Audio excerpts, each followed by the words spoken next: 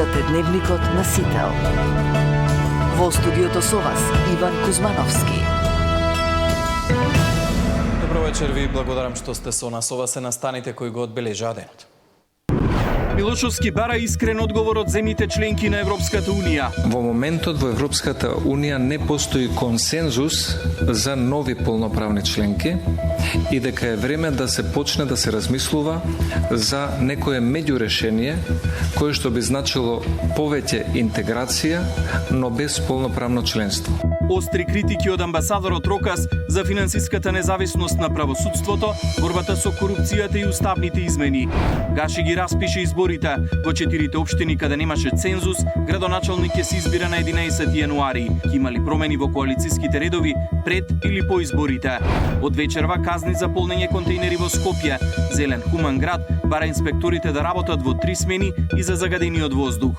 Обуката за возачи поскапува за 35%. Автошколите се правдаат дека им растат трошоците. Трамп ја поддржува иницијативата на републиканците за воведување строги санкции за земјите кои економски соработуваат со Москва. А во тема на денот вечерва за процесот на евроинтеграција разговарам со поранешниот вице-премиер за евроинтеграција Васко Наумовски. Останете со нас.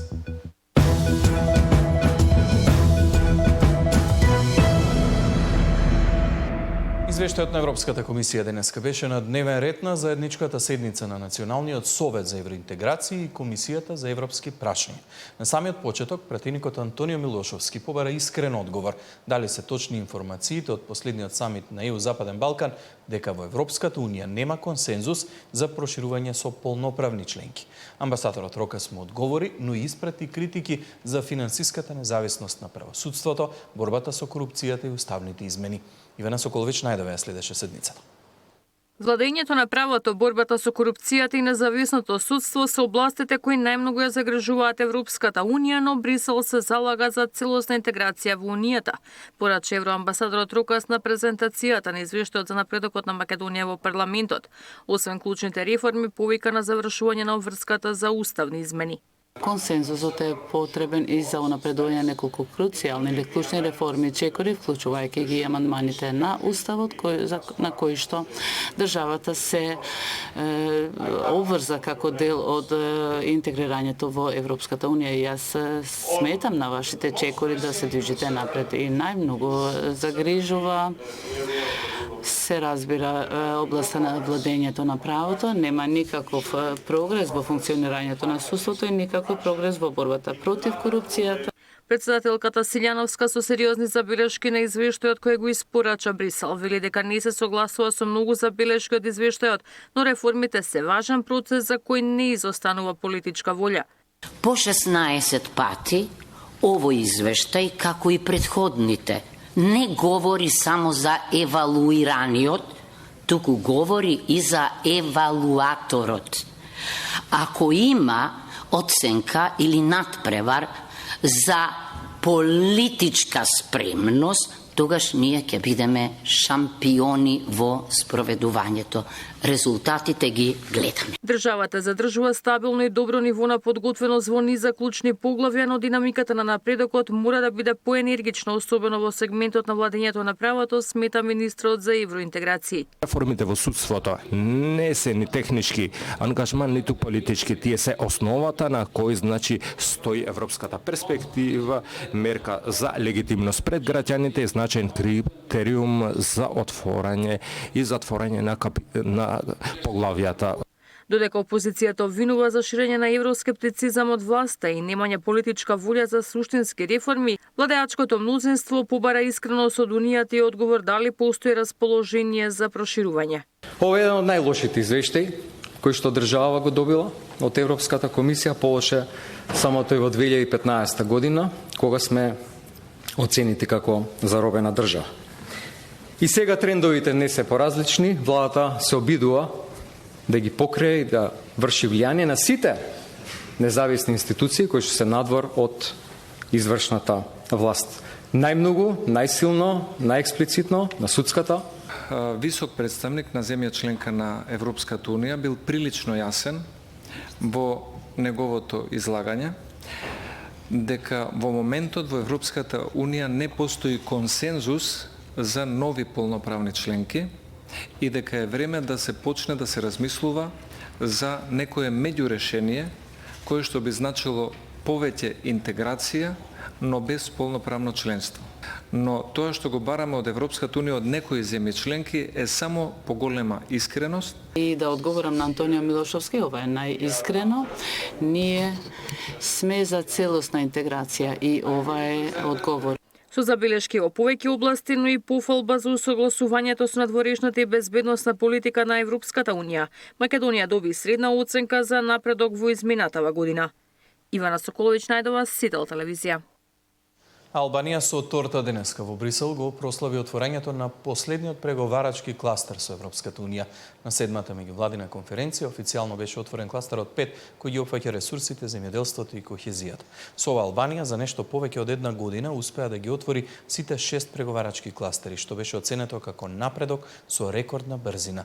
Еврокомесарката за проширување Марта Кос рече дека ова е посебен ден не само за Тирана, туку и за Брисел, бидејќи докажува дека процесот на проширување дава резултати.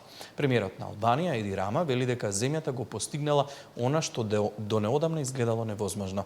Амбициите на Албанија се да ги финализира преговорите до крајот на 2027 година. Потоа би следел процесот на ратификација на договорот за членство од страна на земјите членки, пошто Албанија се надева на полноправно членство во Европската Унија во 2030 година.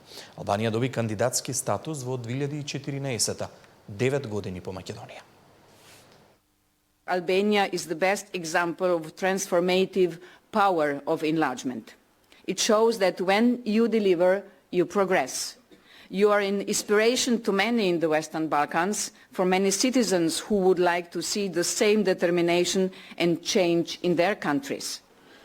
It was something that seemed impossible, and we were at the point to get used to pushbacks and to punches in our stomach. But I believe that all that journey made us stronger, made us more conscious about the big deal of this process, and made us more mature.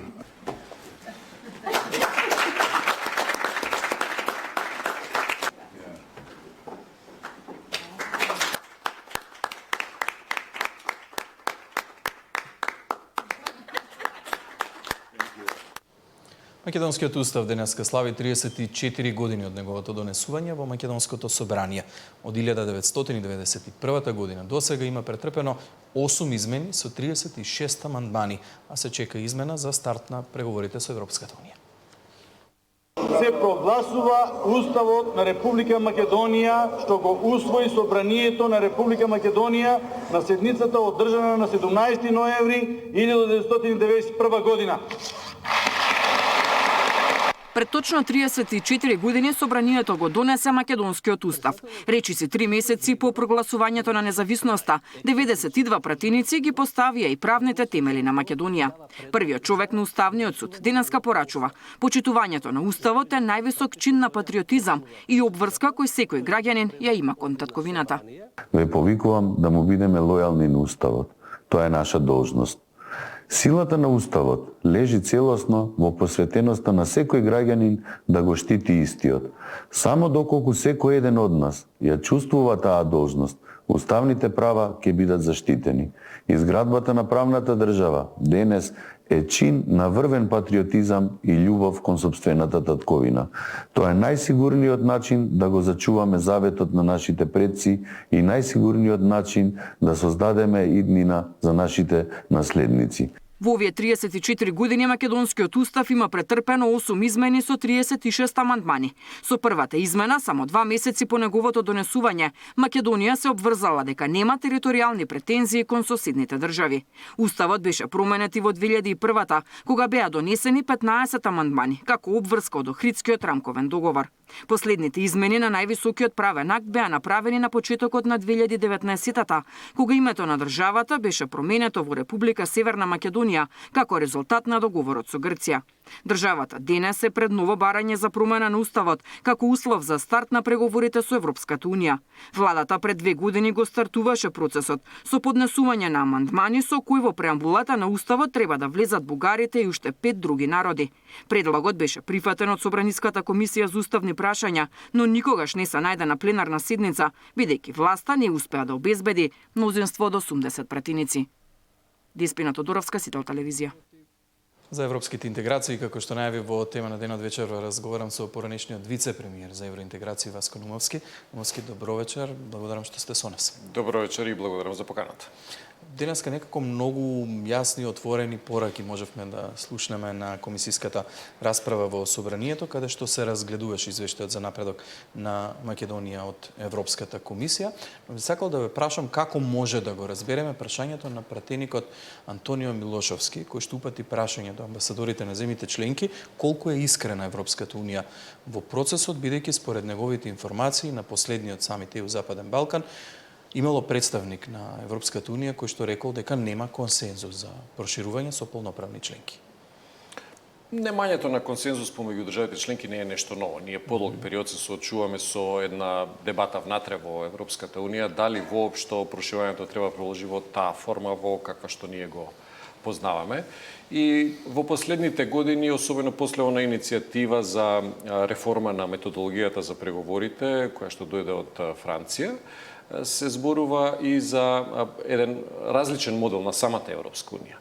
Иницијативата и подоцна одржаните неколку форуми на така наречената Европска политичка заедница покажа дека Европската унија се повеќе дискутира за оној добро познат модел на Европа на повеќе брзини, каде што еден дел од членките на Европската унија ќе бидат вклучени во сите политики, со сите права, некои ќе бидат вклучени во еден дел од политиките, а на другата страна ќе имаме држави кои што можеби ќе имаат некаква форма на асоциација, но не и она полноправно членство со сите полни права кои што следуваат на една држава членка. И во тој контекст мене не ме изненадува доколку навистина некој висок представник на Европската унија или нејзина држава членка на лидерите на Западниот Балкан им го кажал тоа, знаејќи дека некои од државите членки на Европската унија отворено се противат на проширувањето, додека пак еден дел, јас би рекол тоа е поголемиот дел, не го кажуваат тоа отворено и директно, меѓутоа ги поддржуваат сите оние ситуации на статус кво, односно доколку има некаква причина да се замрзне или да се одложи процесот на проширување, добро би било таа причина да остане, без разлика дали се работи за некакви билатерални прашања меѓу држава членка и држава кандидат, некаква внатрешна замореност на институциите на Европската унија од понатамошно проширување, и сметам дека доколку Европската унија навистина искрено го посакува проширувањето, до сега ќе најдеше некаков метод за надминување на сите овие пречки. Но некако во јавноста се добива впечатокот дека ова е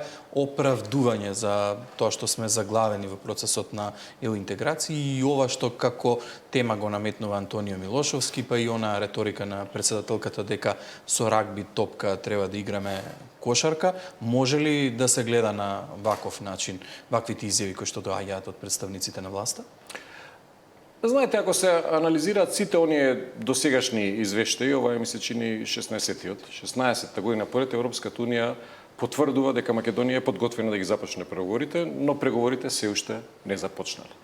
И тука навистина има една дилема, дали се реформите и потребата од реформите вистинскиот критериум според кој што не оценува Европската комисија, дали се тоа копенхагенските критериуми или пак е нешто друго. Сега ние сме исправени пред оној билатерален проблем со Бугарија и имавме ние една неодамнашна изјава на премиерот дека доколку на пример го решиме тоа прашање, ќе бидеме првенци, фронтранери. Мислите дека ќе биде така? Па еве, јас би споделил една ситуација од пред 15 на години кога тогаш имавме друг спор со соседна Грција и при објавувањето, односно пред објавувањето на еден од извештаите, ние имавме средби со високи, да не речам највисоки представници на европските институции, и во тој период исто така имаше некакви умерени критички тонови во поглед на извештајот.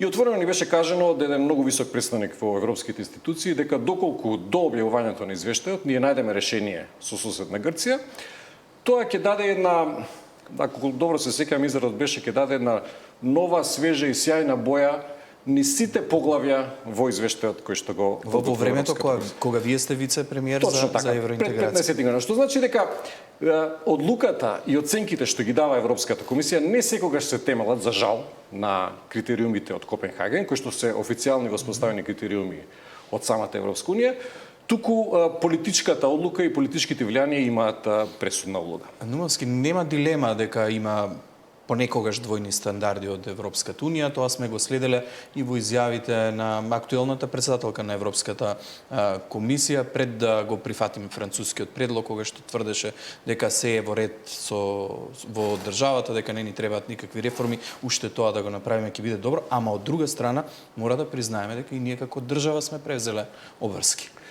Точно, обврските што се превземени сепак не се дел од копенхагенските критериуми. Ние кога зборуваме за критериуми за членство, оние критериуми што важеле и за сите држави од Централна и Источна Европа, токму затоа е оваа изјава на председателката за двојни стандарди и различни аршини во проширувањето.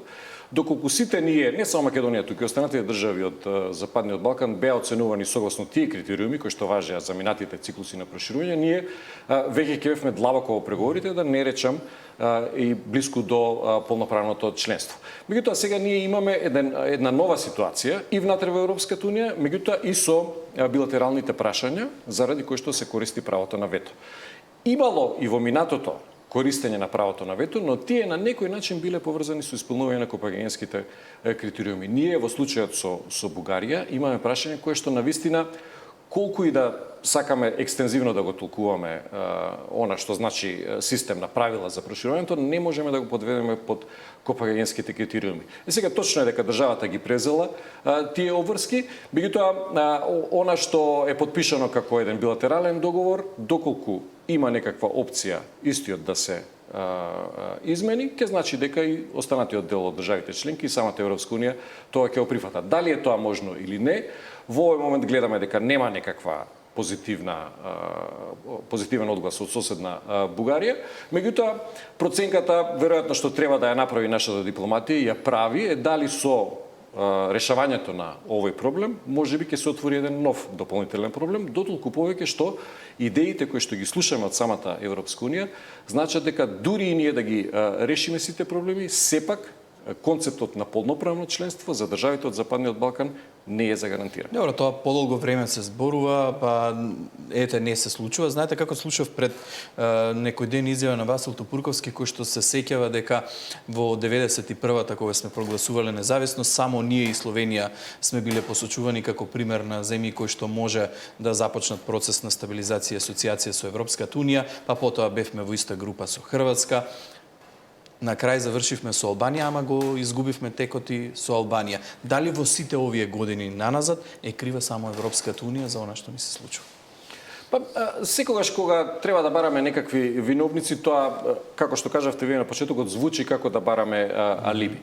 Но објективно гледано, она што ние го имаме, убаво што подсетивте на тоа беше, ако добро се сеќавам, така наречената Бадинтерова комисија во раните 90-ти години. Уште од раните 90-ти години ние имавме заклучоци, одлуки дека Македонија, единствено Македонија и Словенија ги исполнуваат условите да бидат признати како независни држави. Каде е денеска Словенија? Токму така. Сега, анализирајќи ги изјавите не само од Бадинтеровата комисија, имаме една хронологија на настаните, изјавите на поранешниот висок представник за надворешна безбедносна политика Хавиер Солана, изјавите на бројни еврокомесари за проширување, лидери на државите членки, секогаш тие ни ветувале дека доколку се направи некаква отстапка, полноправното членство е на прагот. И сега, порано тоа беше рамковниот договор, па територијалната организација, решавањето на спорот со името. И секогаш беше нагласувана потребата дека доколку се затвори ова прашање, тоа е последната пречка кон полноправното членство. Сега, објективно гледано, ние сме ги направиле сите тие отстапки, меѓутоа полноправното членство не само што не сме го добиле, туку гледаме дека се повеќе се оддалечува. И имаме причина да бараме потврда и доказ дека нема да бидат повторно нови услови за тоа. Ја разбирам логиката за размислувањето, но денеска видовме една поинаква слика во Брисел. Еди Рама дуваше торта во седиштето на Европската комисија со тоа што го отвори последниот кластер како земја Албанија. Што па покажува оваа порака, овие фотографии, овие снимки денеска од Брисел? Дали ова само потврда дека кога се сака се може? Споредувајќи ги двете држави, треба да знаеме дека Албанија не се соочуваше и не се соочува со проблемите со кои што ние се соочуваме како држава. Тие немале ескалација на едно билатерално прашање со ниту една држава членка на Европската унија, каква што имавме ние претходно со Грција, сега со Бугарија, односно не Има одреден конфликт со Грција, меѓутоа не во такви рамки како ние. Точно, да, не во такви рамки и никогаш Грција отворено не го употреби тоа право на вето. Дополнително, проблемите кои што ние ги имаме во однос со соседна Бугарија се од таков тип кои што не овозможуваат едно брзо решавање, без при тоа, како што кажа претходно, да се отвори еден нов проблем. Албанија ја искористи приликата. Ние имавме ситуација кога Македонија беше забавувана на патот кон почетокот на преговорите со цел да ја условно речено почека Албанија и заеднички да почнеме да ги водиме преговорите со Европската унија и сега Албанија започна да преговара и веќе го отвори последниот кластер. Тоа значи дека откако ќе се започнат преговорите, како што кажува пример на Албанија, не треба да помине многу време за да се завршат истите, знаејќи дека сите држави, Македонија и Албанија и останатите држави од Западниот Балкан, веќе работат на реформите. Јас верувам дека доколку ние ги започнеме преговорите во догледно време, навистина имаме една шанса многу брзо да ги завршиме истите. Познати се повеќе случаи во круговите на проширување, кога една држава заостанувала зад групата на државите заради некакво отворено прашање и после затворањето на тоа прашање на таа држава било дозволено да се приклучи кон групата. Таква е, например, Словачка, која што имаше определено внатрешно политичко прашање. Хрватска, иако самостојно напредуваше, имаше проблем, ако добро се сеќаваме, еден внатрешен проблем со спроведување на концептот на владењето на правото и еден дел од поранешните функционери кои што требаше да бидат процесирани. После затворањето на тие одредени прашања, државата забрзано ги отвора и ги затвора поглавјата, што значи дека ние можеме откако ги започнеме. Сега, ние имаме тука два проблеми. Прво, да ги започнеме преговорите и второ, што е проблем и за Албанија и за сите други држави, дека доколку и ги завршиме преговорите во рекордно време, нема да ја добиеме она ситуација на добивање на полноправно членство. Она што ние го очекуваме. Да. Морам да ве прашам за забелешките во извештајот на Европската комисија, затоа што многу гласно беа нотирани денеска во собранието. Генерално главните за кои што говореше евроамбасадорот е финансиската независност за правосудството. Гледаме многу остри пораки помеѓу премиерот и представниците на правосудството во државата. Што мислите вие за овој проблем? Проблемите во правосудството се проблеми кои што се провлекуваат, ако добро се сеќавам, низ сите извештаи за напредокот што ги подготвува Европската комисија и што ги подготвуваат и други меѓународни организации. Во тој контекст треба малку да се потсетиме на она кратка хронологија во изминатите година и половина. Ако добро се сеќаваме, кога на почетокот на мандатот на оваа влада имаше една идеја за драстични реформи во правосудството и драстични реформи во некои од институциите во правосудството, тогаш имавме реакции од меѓународната заедница, па и од одредени европски институции, дека тоа би значило мешање во правосудството. Сега, кога видовме дека власта на некој начин се воздржа од радикални промени таму, но довербата во судството остана на истите ниски нивоа и гледаме дека се повеќе и повеќе ситуации, да не речам скандали во правосудството, продолжија. Што значи дека и покрај тоа што владата се воздржала од радикални промени, судството не успеало да направи внатрешни самостојни реформи и едноставно сме во една ситуација кога владата се воздржува да не се меша во системот на правосудството, не зборувам за политичко мешање, туку за институционална реформа. И од друга страна, судството самостојно не е способно да се реформира. И тука има еден ќосок и според мене треба да се пристапи порадикално, власта треба да најде одредена форма, тоа се различни типови на власт, меѓутоа законите ги носи собранието, одговорноста пред граѓаните и за состојбите во правосудството ја носат оние што се директно избрани и пратениците, па и владата која што е избрана од пратениците, има одговорност да воведе ред во сите сфери во општеството, па така и во правосудството. И сега, критиките кои што ги слушаме до Европската комисија, прашање е дали се критика кон власта или се критика кон самото правосудство, кое што без реформите кои што ги посекувала власта не успеало да направи никаков резултат. Треба ли да не загрижува тоа што имаме забелешки за борбата со корупцијата практично во првата година од мандатот на новата влада? Корупцијата исто како и реформите во правосудството е еден проблем кој што се провлекува долго време и е според мене постои во сите сфери од општеството, на сите нивоа во администрацијата, во институциите, во политичкиот живот и во сите други општествени сегменти. И една година лично сметам дека е прекраток период за ние да имаме драстични резултати. Иако, ако направиме една ретроспектива во изминатата година, година и половина, гледаме дека имаше неколку видливи случаи на гонење на организиран криминал и корупција, кој што направи една разлика со претходниот период. Тука треба секогаш да гледаме резултатите, да ги гледаме во рамките на она што е возможно во дадениот момент со ресурсите со кои што се располага.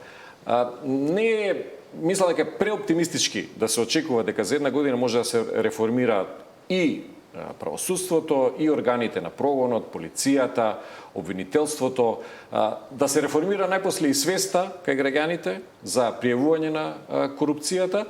Секогаш тие чекори се тешки и борбата против корупцијата е еден подлог период. Она што е значено ние да чекориме по тој пат кој што значи конкретни резултати, а не само некакви декларативни ветувања, какви што имавме во минатото. Да заклучиме, дали ова е најлошиот извештај за земјава, надвор од тој од 2015-тата, како што вели лидерот на СДСМ Венко Филипче, ги следите случувањата годините на нас? И најлошиот извештај во изминатите 16 години јасно велел дека Македонија е подготвена да ги започне преговорите. Значи, без да разлика колку биле добри, умерени или негативни сите оценки кои што се добивале во извештајот, клучната работа е дека од 2009 година па до сега во секој извештај Европската унија вели дека Македонија е подготвена да ги започне преговорите. Секогаш има различни оценки, направени се и повеќе квантифицирање на оценките кои што се даваат во самите поглавја во рамките на кластерите за сите држави. Некогаш Македонија има добри оценки, некогаш има лоши, но секогаш треба да се споредува оценката што е дадена во конкретната година со изминатата година. Доколку вие во изминатите 2, 3 или 4 години сте имале поголем напредок, логично е дека оваа година не можете да имате уште поголем напредок и уште повисока оценка, затоа што едноставно достигнате некој момент кога наредниот голем напредок во таа област треба да се направи со почетокот на преговорите. Односно, за фазата во која што ние се наоѓаме сега, сметам дека Европската комисија дава своји оценки, придружени со политичката димензија, но вистинскиот напредок во сите области треба да се направи откако ќе започнат преговорите. Верувам дека ако Европската унија навистина сака да види еден суштински напредок, кој што ќе донесе до една поголема мотивација и кај власта, и кај администрацијата, и кај граѓаните, тоа е да го отвори патот за почеток на преговорите, каде што на еден чист терен со многу попрецизни критериуми ќе може да го валоризира нашиот напредок. Моски, благодарам многу за гостувањето. Благодарам вам. Председателот на Собранието Африм Гаши денеска ги распиша изборите во 4 општини каде немаше цензус. Градоначелник ќе се избира на 11 јануари. Во меѓувреме партиските коалиции работат на промени поради резултатот од локалните избори. За сега останува неизвестно дали ќе има промени во коалициските редови пред или по изборите. Повторените избори во Костивар, Врапчиште, Маврово, Ростуше и Центар Жупа ќе се одржат на 11 јануари. Собранискиот спикер Гаши го потпиша решението откако ДИК констатираше дека во овие 4 општини во првиот изборен круг не бил исполнет цензусот за излезност. Им се обраќам на граѓаните на овие општини да го остварат своето право и масовно да учествуваат на гласањето. Повторувањето на изборите ја потврдува важноста на учество на секој граѓанин во локалното одлучување и во зајакнувањето на институционалниот легитимитет, стои во пораката на Гаши. До 11 јануари веќе појасно ќе биде и какви се промени во владата, владеачкото мнозинство и партиите ќе предизвикаат локалните избори. Премиерот вели дека се уште траат меѓу коалицијските консултации за владините промени. Во рамките на коалицијата траат консултациите. Сме фокусирани како ВМРО ДПМН на подготовките на партискиот редовен конгрес кој што ќе се случи на 6 декември. Од Вреди пак велат дека се уште во игра се споменатите промени. Фетаи да стане министер за евроинтеграции, а вице-премиер на местото на Меджити да биде Беким Сали. Во Животна средина се планира поранешниот владин портпарол Мухамед Хоџа. Речи се известна е смената и на Филков од Правда. Иако Мицкоски не потврди, сепак можни се кадровски промени и во ресорите што ги држи ВМРО ДПМН. Се уште молк во СДСМ за одговорност за изборниот пораз и евентуалните смени. Останува најавата Трајановски да биде нов подпредседател на партијата, а Конгресот за анализа на изборите треба да се очекува до нова година. За Конгрес на кој, како што велат, ќе има освежување на партиските структури, се подготвуваат и интегративците на Ахмети. Оттаму велат дека анализата на изборите покажала дека ВМРО ДПМН е победник дури и во албанските средини.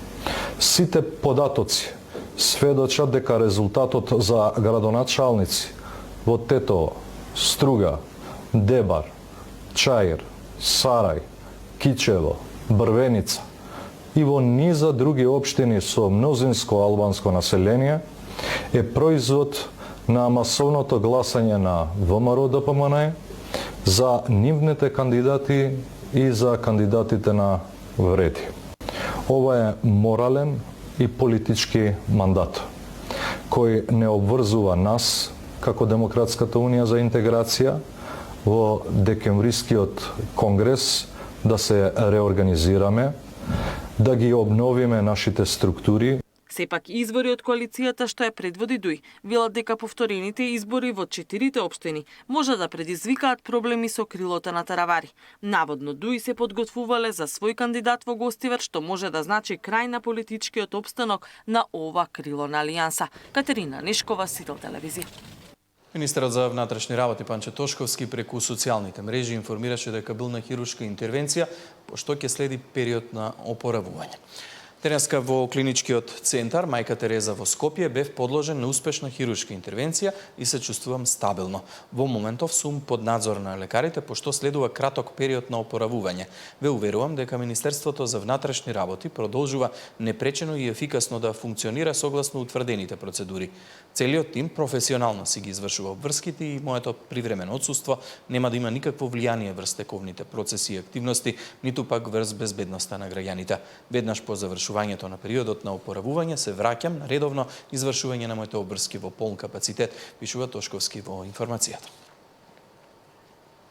Повторно одложено судењето за случајот со родилката Веаповска поради отсуство на адвокатот на Мерко во судот во Струга. Денеска одложени беа и неговите 2 судења, а адвокатот доби казна од 2000 евра. Повторно одложено судењето за случајот со родилката Веаповска која остана без 3 органи. Судијата Јованов, поради континуирано одлагање на адвокатот Игор Петковски, му изрече парична казна во износ од 1000 евра и побара судот да му определи нов бранител на Асани, еден од докторите против кого се води овој судски процес. Покрај паричната казна, значи овој пат отидовме затоа што имаше повеќе кратни одлагања од истиот бранител, се донесе одлука да се судот да определи нов бранител кој што ќе ги застапува интересите и затоа на многу краток рок го одложивме за да можеме конечно да имаме услови да го завршиме. Веаповска денеска со поддршка на граѓани од родното Деба рече дека не се откажува и најави доколку до крајот на месецот не се реши овој процес. Правдата ќе ја бара преку протести пред судовите во Струга, Дебар и Скопје. Адвокатот Игор, адвокатот на Мухамед Асани, дека се играат со мојата судбина, се играат со мојата психолошка состојба. Ова не е фер, да не доаѓа адвокатот повторно и повторно да одлагаат. Значи, треба више да има крај и треба да има правда во нашата држава за нас како луѓе, да веруваме во правдата. Јас лично, значи, имам 0% доверба во нашите судови и така да што ќе чекаме до крајот на месецот. Мислам дека ако заврши, ќе биде во ред, ако не заврши, ќе има протести во Дебар, ќе има протести пред судот во Струга, ќе има протест и во Кривичен Скопје. Ние не бараме нешто невозможно. Бараме оно што е што треба да го добие правда. Не дека еден лист хартија ќе го врати тоа на што го изгуби. Тоа никад. Само да се знае кој каде сме. Инаку денеска бе одложени двете рочишта против Мерко за поставено споменобележје, плоча на влезот на општинската зграда и за светлата во Црндрим. Из овие дела бранителот на Мерко кој не присуствуваше заработи парична казна од 2000 евра. Нина Ритоновска, Сител телевизија. Од вечерва казни за полнење контейнери во Скопје. Зелен хуман град бара инспекторите да работат во 3 смени и за загадениот воздух. Обуката за возачи поскапува за 35%. Автошколите се правдаат дека им растат трошоците. Да, од вечерва од 22 часот стартува примената на одлуката за забрането фрлање отпад во контейнерите низ Скопје. 50 евра ќе ве чини доколку инспекторите на град Скопје вечерва ве затекнат како фрлате смет во контейнер по 22 часот. Одлуката стапува на сила денеска, а ќе се воведува тросменско работење на инспекторите за поголема контрола на терен. Иако казни ќе плаќаат сите, од Скопски комуналец вела дека целта се фирмите кои неретко со својот отпад ги полнат контейнерите и тоа најчесто во доцните часови. За граѓанската иницијатива Зелен хуман град, која има и свој представник во Советот, одлуката е небулозна. Ако имате инспектори да казнувате за фрлање смет, зошто немате дежурни инспектори кои ќе го следат загадувањето? Прашуваат тие. Само ќе се празни градскава каса од инспекториве и тука се поставува и прашањево од каде се повлечени тие кадри, тие инспектори и после колку време ќе зафалат инспектори на самиот терен на град Скопје и ќе треба нови вработувања, а знаеме како одат вработувањата по партиска линија. Пари има, буџет има, ама очигледно има повеќе пари за контейнериве отколку за некои битни работи како што е аерозагадувањето. Значи, исто така градов го зголеми буџетот за животна средина, ама тоа го зголеми буџетот само за да се набават некои нови мерки за аерозагадувањето. Тоа е за нас непотребно, заради тоа што Зелен хуман град веќе има предложено над 50 мерки за аерозагадувањето, значи подкрепени со наука. Аерозагадувањето е хроничен проблем за скопјани секоја зима. Иако температурите се уште не се многу ниски, во неколку скопски населби мерните станици бележат вредности кои се и до 4 пати повисоки од максимално пропишаните вредности. Актуелниот градоначалник најави дека против загадувањето ќе се бори со новите плани и приклучоци за парно во сите скопски населби, подобрување на инфраструктурата во градскиот сообраќај и по еколошки јавен превоз. Ѓоргиевски најави инвестиции во повеќе градско зеленило и силна контрола на потенцијалните загадувачи. Тој вчера заедно со премиерот беше во вечерна обиколка на главниот град, каде констатираа дека градот е чист и почнува да заликува на метропола. Мирјана Давидовска, Сител телевизија. Обуката за возачи поскапува за 35%. Информацијата за Сител ја потврдија од Националното здружение на автошколи. Ако досега биле потребни 24.000, од сега ќе се плаќаат 33.000 денари само за обука. Нов ценовник во автошколите. Обуката за возач од Б категорија поскапе за 35%. Па така наместо 24.500 денари, сега чини 33.000. Тука влегуваат 20 часа теоретска и практична настава од 36 часа. Од Здруженијето на автошколи вела дека старата цена не била сменета 10 години, а од тогаш се е поскапено и имале драстично поголеми трошоци за се, од гориво до техничка опрема. Постоечкава цена што беше некаде околу 24.000 е цена која што по предлог на автошколите од Републикава беше од 2015 година. Таа пресметка беше базирана на минимална плата која што тогаш беше 8.500 денари, така нешто, ако не се лажам, и трошоците беа многу пониски за одржување на возилата и ред други овие што се варијабилни трошоци, постојани трошоци за регистрација на возилата и самата постапка за одржување на квалитетот на обуката.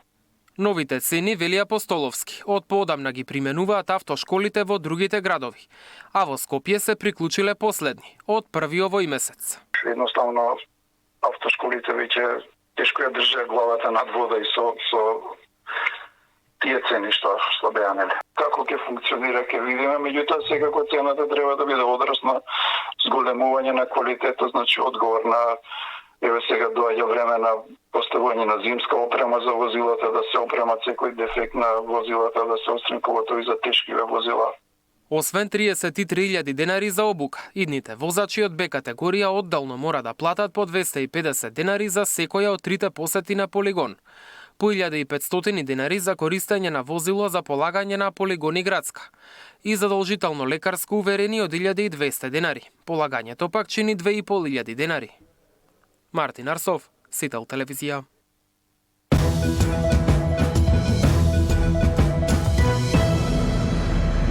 Продолжение